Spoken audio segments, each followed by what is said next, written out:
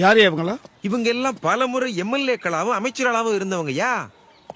இவங்கெல்லாம் அவங்க கட்சியில இருந்து விலக்கப்பட்டு வந்தாங்களா, இல்ல நம்ம ஆரம்பிக்க போற கட்சிக்கு விருப்பப்பட்டு வந்திருக்காங்களா? இல்லங்கய்யா, அந்தந்த கட்சியில இருந்து விலக்கப்பட்டு தான் வந்திருக்காங்க. தலைமைக்கு கட்டுப்படாத கண்ட்ரி ஃப்ரூட்ஸ். ஆமாங்கய்யா. ஏய்யா, தெரியாம தான் கேக்குறேன்.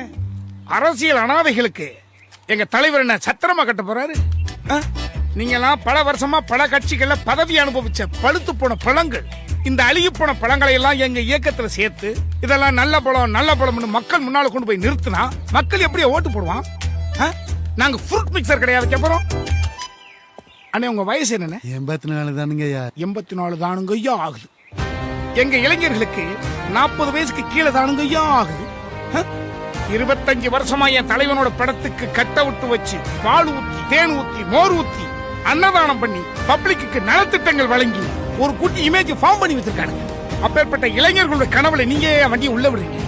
ஏன் தலைவன் ஒரு நாள் கட்சி ஆரம்பி நம்ம ஒரு எம்எல்ஏ ஆகணும், ஒரு எம்பி ஆகணும், குறைந்தபட்சம் ஒரு வார்டுக்கு கவுன்சிலர் ஆகி இந்த சமுதாயத்துக்கு சேவை பண்ணலாம்னு என் இளைஞர்கள்லாம் தூய எண்ணத்தோட இருக்காங்க. எங்க அனுபவத்தை பயன்படுத்தி எங்க அனுபவம் எங்களுக்கு போதும். கூட்டத்தை சேர்க்கறதுக்கு எங்களுக்கு தானே. அதை விட எங்களுக்கு நல்லா தெரியுங்க. ஓட்டெல்லாம் சீட்டா மாத்திர நுட்பம் எங்களுக்கு அந்த தெரியும். நுட்பம் எங்களுக்கு தெரியாத. சார், என்ன மட்டும் சேர்த்துக்கோங்களேன். சேர்க்க மாட்டேன், நீ ஜம்ப் பண்ணிடுவேன்.